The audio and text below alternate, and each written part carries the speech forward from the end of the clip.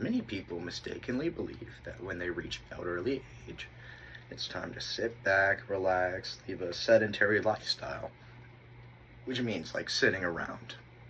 But what if I told you that the key to a high quality in your elder years is exercise?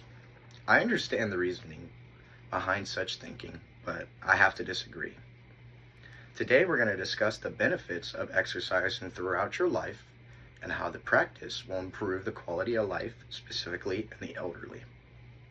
My hope is that everybody will walk away with an understanding of the advantages of being physically active, and they have now a motivation to implement it into their daily life.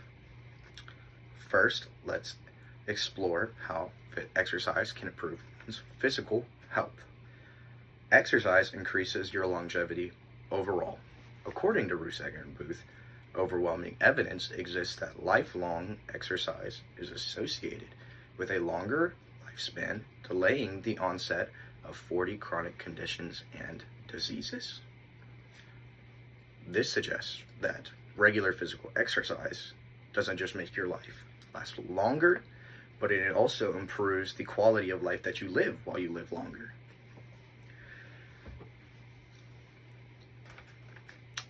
Secondly, exercise serves as a way to not just improve your physical strength, but increase your mobility as well.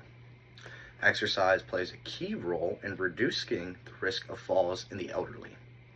It becomes increasingly more concerning as one gets into their elder years. Wen and Wang state that exercise can play an important role in reducing the risks of falls. More so, maintaining physical activity in one's lifestyle can also allow you to keep your independence. So being able to go to the stores by yourself, bringing groceries in the house, stuff like that. Valenzuela and Garcia summarize this in their article. They state that physical exercise can help attenuate the loss of many properties affected by aging. People experience the benefits of exercise regardless of age. Exercise doesn't just improve your body, but it also improves your mind. Exercise has been shown to have wonderful benefits for the cognitive function of young people and the old. Wen and Wang state that exercise has been associated with improvements in cognitive function in older patients with or without dementia or cognitive impairment. This can be credited due to exercise's ability to increase neuroplasticity. Wen and Wang explain that exercise increases the expression of genes and factors that are responsible for your neuroplasticity in your brain. Now let's discuss how exercise can protect the elderly from harm or accidents. It's true, elderly people face a number of different challenges that keep them from living the lifestyle that they want to. Valenzuela and Castillo Garcia report that aging is associated with an increased risk for intrinsic capacity decline. Exercise combats conditions experienced by the elderly because of aging, like fragility and sarcopenia. Fragility and sarcopenia pose threats to the elderly. Valenzuela and Castillo Garcia describe the fragility as deterioration in multiple physiological systems. So nervous, respiratory. Sarcopenia is the decline of muscle and bone mass in the elderly, as stated by Valenzuela and Castillo. Exercise is the cure for fragility and sarcopenia, returning functionality to the body. Finally, let's consider the benefits of exercise in the elderly versus criticisms that are often thrown against it. I believe that the elderly are not capable of exercise due to their declining functional capacity.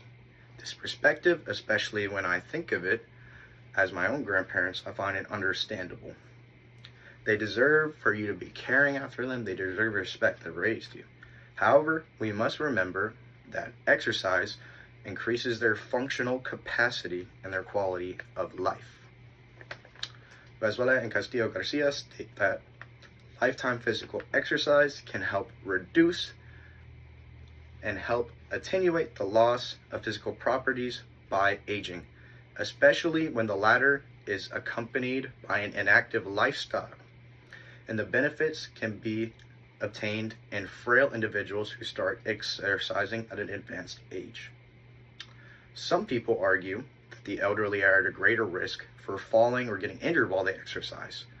Thus, they're not as likely to receive the benefits of exercise.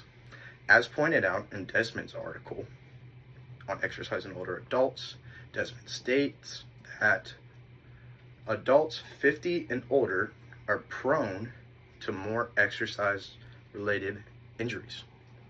I understand this point of view, but I believe it to be flawed. Inactivity exacerbates how fragile and your loss of bone and muscle mass as you get older. In an article by Cunningham, she notes that typically physical activity levels, they decline, and health worsens as we age. Exercise is vital for maintaining your physical condition as you age. In conclusion, exercise has been proven by many studies to improve quality of life in the elderly across the board. Exercise should be promoted to the adult and elderly population. Now that I've laid it all out for you, let's wrap this up. Staying active is critical to your quality of life. It's critical to how well you age. Exercise is very beneficial to your independence and the quality of life you lead as well into your older years. So I'd like for everybody to take the opportunity, while they can, to stay active and age gracefully. Hopefully, I'll see you guys on a pickleball court in 40 years.